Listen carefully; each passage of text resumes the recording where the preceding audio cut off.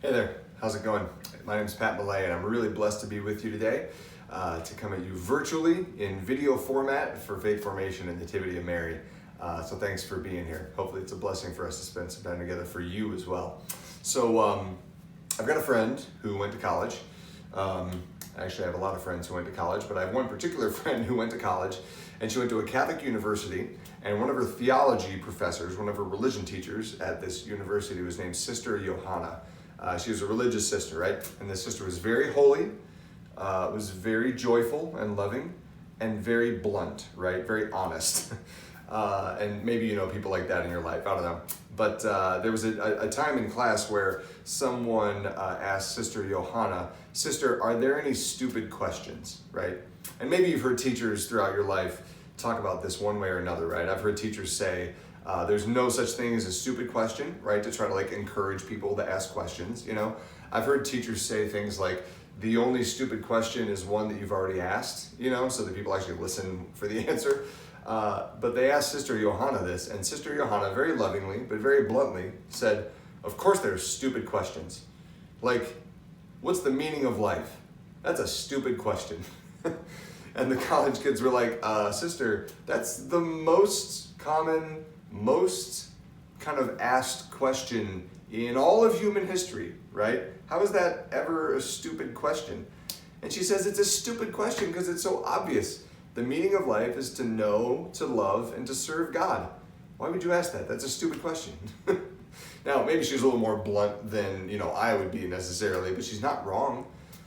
We always think that the meaning of life is this like great secret, that people go to like philosophers and gurus to try to figure out, we like wrestle day by day with like, what's the meaning of my life, blah, blah, blah. It's no secret, right? It's actually such not a secret that the most popular religion in the world is based on that exact meaning of life, right? Christianity, our Catholic faith, is the meaning of life, right? It's based on the truth that the meaning of human life is to know God, to love God, and to serve God in this life so that we can be with God in the next, right? Now, the beauty of that, the amazing part of that is that you and I are Catholic. That means that if you, like me, were baptized Catholic, we were just handed the meaning of life in our lap. We didn't even have to think about it. We were just given the truth. What a beautiful gift, right? What that also means for us, just as beautifully, is that we have a destiny. You have a destiny. Your life has a meaning, a purpose. You weren't just randomly put together by like chance in a universe that doesn't know you. No, you were made, you were formed by a God who loves you, who planned you. And your life has a plan because of that. Your life has a purpose. Your life has a meaning. You have a destiny. And that's what we're going to talk about today. What your destiny is as a child of God. Like I said, my name's Pat. I'm blessed to be a youth minister at St. Joe's Parish in West St. Paul. I'm even more blessed to be married to the most beautiful woman on earth. I'm convinced. I'm a little biased, but that's okay. We've been married for 11 years. Her name's Kenna. We've got 7 kids, which is a lot, but it's so much love. It makes up for all the noise in our house. It's the best ever. And I've been blessed for years now to be good friends with Father Nathan. So he's asked me to spend a little bit of time with you guys in video form, kind of on and off throughout the year. And I'm really excited to be a part of what you're doing. So thanks for being here. So like I mentioned, you have a destiny, right? Now let's clear one thing up real quick. Sometimes the word destiny gets confusing because we think it means fate, right? Now, first of all, on one hand, fate, totally made up. Not true at all. It's absolute fake news, right? Fate is this idea that like the universe controls your life somehow and that you're just like stumbling along with this like inevitable day by day thing that you have no control over, right? That's garbage. That couldn't be further from the truth. But you do have a destiny. Destiny doesn't mean that you're controlled like a puppet. Destiny means that you have a destination. You have an end goal, right? That's where the word destiny comes from. It shares the same root as destination. You have a destiny, and your destiny is love. Your destiny is God. Your destiny is heaven, which is 3 ways of saying the exact same thing, by the way. God is love. We hear that in the first letter of John in the Bible. Love is made full in heaven. We hear that faith, hope, and love remain, but the greatest of these is love, because that's all heaven is love. And heaven is just the presence of God, perfect union with God. Your destiny, your destination is love, which is God, which is heaven. You have a destiny. That's a beautiful reality, right? Whatever the day by day of your life looks like, it has a point, it has a purpose. You have a destiny. And no one knows about the destiny of their lives better than the people that we now call saints. The saints knew in their life that their destiny was God. They knew that their destination was heaven. They knew that the meaning of their life was love. These are the saints that we honor, that we ask to pray for us, right? Your destiny actually is to become a saint, just like them. The whole point of your life, the reason you exist, the reason you wake up in the morning, the reason you have a family, the reason you go to school, the reason you'll have a job someday, the reason you have a calling from God, the reason you go to Mass, the reason you pray, the reason you have friends, the reason for anything is to become a saint. And if that thing helps you become a saint, it's important to keep in your life. If that thing is stopping you from becoming a saint, it's important to get it out of your life right now. The destiny of your life is to become a saint, is to be with God in heaven. So what is a saint? We hear about that all the time, right? We talk about saints all the time. Maybe you have pictures of saints in your house. If you're going through confirmation this year, you're probably going to pick a confirmation saint, right? But on the other hand, we have confusing ideas of saints, right? We have like the New Orleans Saints, which is a football team that many of them don't even act like saints, especially in 2009 in the NFC title game. But it's fine, I'm over it, it's not a big deal, right? So what is a saint? What do we mean by that? Well, a saint is a lot of things, right? A saint is a friend of God, someone who knows Jesus well. A saint is someone who's a holy, virtuous person. They live a holy life. But on the other hand, a saint is just a sinner who knows their sins and knows that they need God's mercy. A saint, at the end of the day, the ultimate definition of a saint is someone who is in heaven. So the saints that we know of, the canonized saints, are the saints who we are sure are in heaven. We're certain of that because they are performing miracles here on earth. And that can only happen if you're in heaven perfectly united to God.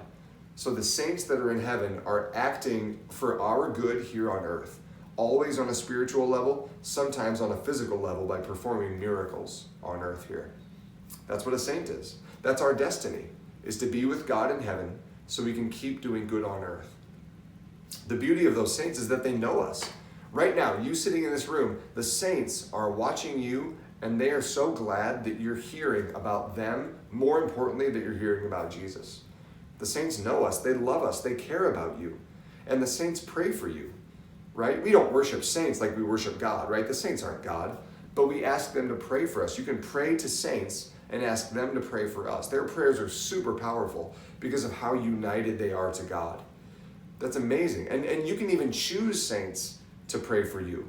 Like I said, if you're preparing for confirmation, you're probably going to choose a saint if you haven't done that already. But it's also true that the saints choose us too. The saints choose us. They know what we need and they want to help us, so they choose us sometimes. The best example for that in my life is St. Joseph. When I got confirmed in 8th grade, I chose St. Joseph for my confirmation saint. I chose him because I could not have cared about confirmation much less than I did, and I was really lazy. So I just picked the first saint that came to mind, Joseph, whatever, he's in the Bible. I knew some stuff about him so I could write a paper on it, right? Didn't care. And then, after college, I became a worker. I started to get a job, right? And St. Joseph is the patron saint of workers because he was a carpenter, he knew what it was to work. And then I worked for the church. I became a youth minister. And St. Joseph is the patron saint of the universal church, of our Catholic church. And then I got married, and St. Joseph is the patron saint of husbands because he was married to Mary, the Mother of God. And then I became a father, and St. Joseph is the patron saint of fathers because he was foster father of Jesus. He raised the Son of God. And then I came to be a youth minister at St. Joseph's Church in West St. Paul, right? Like St. Joseph will not leave me alone because he loves me, he cares about me, even though I didn't care for him in 8th grade. He's following me actually so much that Archbishop Hebda, starting on December 8th this year, is declaring the next year, the next 12 months until next December 8th, the year of St. Joseph. It's beautiful. I just finished a consecration of St. Joseph. That's how much St. Joseph has chosen me and how much love I have for St. Joseph now. There are saints that will choose you if they haven't done it already because they love you. They want to protect you. They want to pray for you. What a beautiful gift that they give us, that Jesus gives us in their witness, right? And there are so many beautiful saints out there, right? One of the most beautiful things about saints is that they're so different. There is no greater diversity in all of human history than in the communion of saints. There's no more different group of people who reflect all the different facets of God's grace than the saints. Think about it. I mean, there were saints that were male and female, saints that were the richest of the rich and the poorest of the poor, and everything in between. There were saints that were married, there were priests that were religious, that were single. There were priests that were old when they died. There were priests that died when they were teenagers or younger. There were saints that lived in every culture, in every nation, in all of human history. There were saints that went through every possible experience. They're extremely diverse, this amazing diversity of saints. And it's so powerful because they reflect God's love to us in such different but equally beautiful ways. Some of the saints that I love are the ones that are close to our family, right? Like I said, we've got 7 kids. We're able to name a child after lots of different saints. When you have 7 kids, you got a lot of options for names, right? You can run through a bunch of them. So some of the saints that I love most are ones that we've named kids after, that we want them to embody the virtues of those saints. Saints like Saint Clare, right? Our oldest daughter is named Gabriella Clare. And Saint Clare I didn't really care about much until we visited Italy when Kenna was pregnant with Ella Clare. And we went to Assisi, the city where St. Francis and St. Clare were best friends, and they founded religious communities there together. And I learned the story of St. Clare that Assisi was being attacked by a non-Christian army that was trying to just destroy the whole village of Assisi. And they actually started to invade the monastery where there were just a bunch of innocent religious sisters led by St. Clare. And the sisters were all terrified, obviously.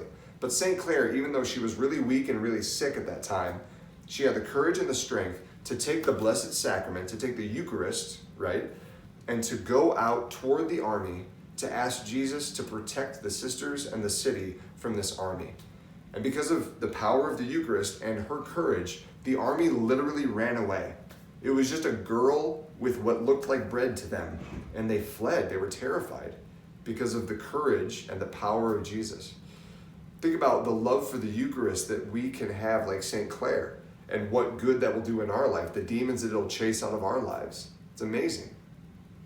There are saints like St. Francis Xavier. Our second child is a boy named Xavier. St. Francis Xavier was a Jesuit missionary in the 1500s, and he evangelized basically all of Asia, right?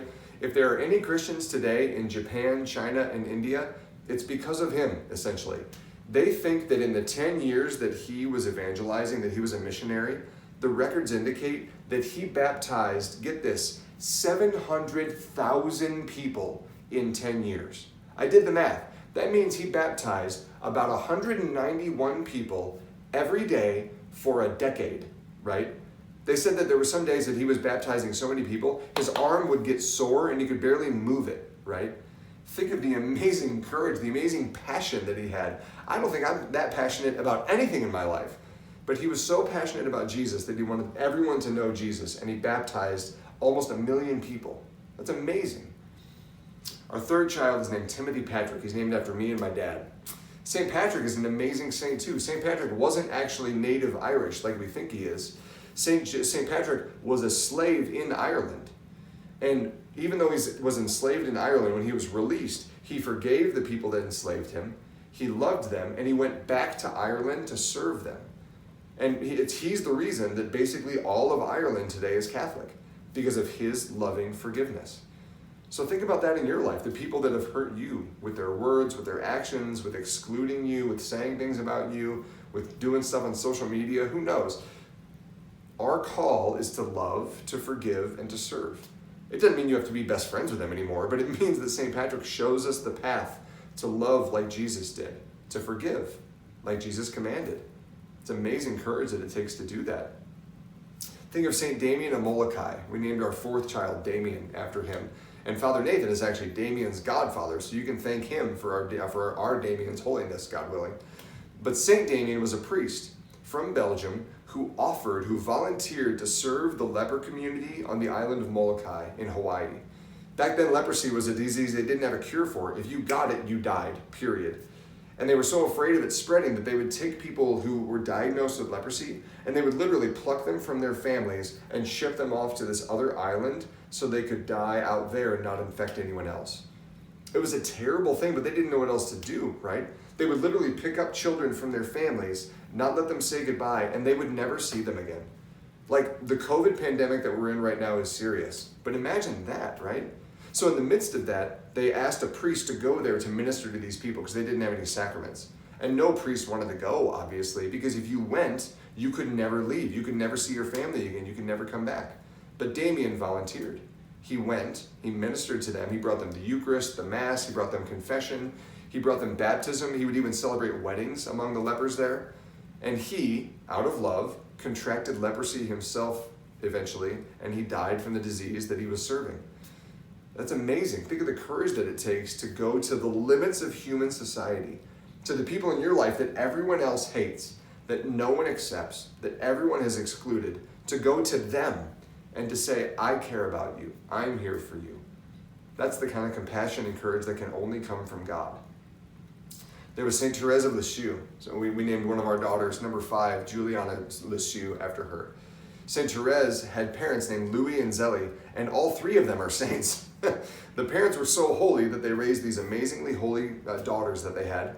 The youngest one was Therese, and she became a religious sister. She died basically unknown by everyone. She was not famous, she was not important, she was just another Carmelite sister. But because she knew of her own littleness, because she knew that she wanted to do small things with great love for God, her entire life became a witness. And then now, this sister that no one knew, 150 years later, is now one of the most famous saints in the entire world because she was made great by the power of God in her smallness. So if there are ever times that you feel small, like you don't matter, Therese chose to not matter because she knew that Jesus mattered. So you can unite yourself to her. She can pray for you in that. There's our Mother Mary, right? Our 6th child, Cora Immaculata, we named after the Immaculate Heart of Mary. And Mary is just the saint of all saints, right? Your parish, Nativity of Mary, is named after the greatest human being who ever lived. She never chose to sin in her entire life. Think of that for a second. And she was conceived without sin. That means at the Nativity of Mary, she was born without sin. God chose her for a specific mission, and she said yes to that calling. God has also chosen you, not to give birth to the Son of God, but God has chosen you to live a life with a destiny in Him. And you get to say yes or no to that, just like Mary did. Mary said yes, so should we. And finally, there's Blessed Chiara Badano, who's one of my favorites. Our youngest daughter, Lucia, is named after her. Chiara grew up in Italy really recently, in just the 70s and 80s.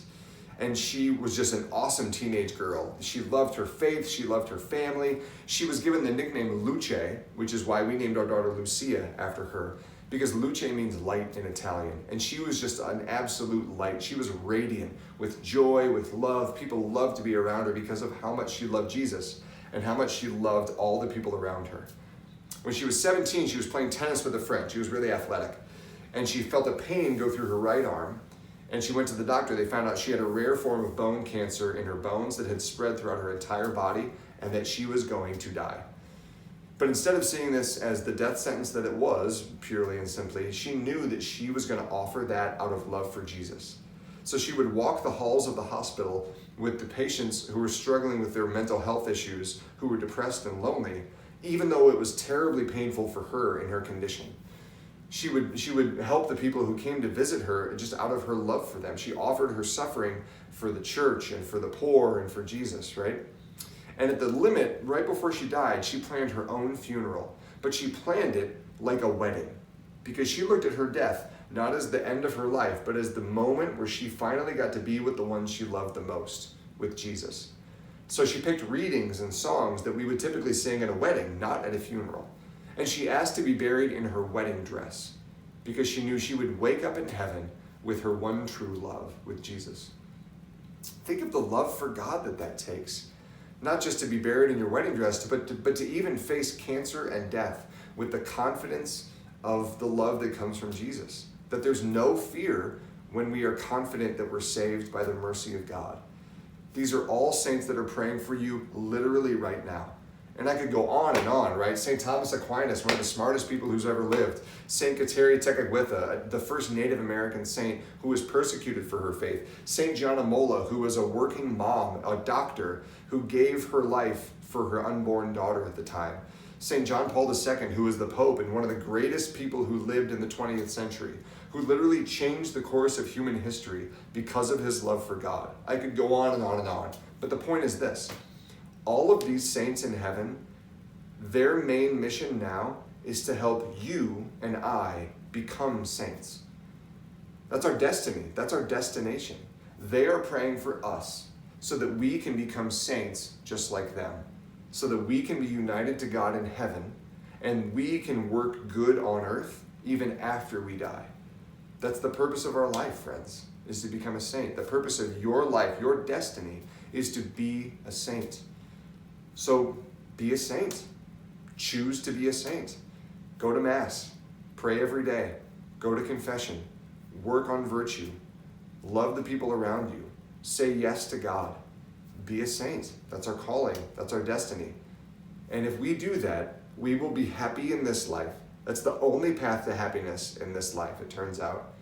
And we will be perfectly happy with God in the next life. That's a calling that I'm trying every day to live out. I pray desperately that you are following that same calling toward your one true destination. God bless you. May God bless all of us, and I'll see you again soon.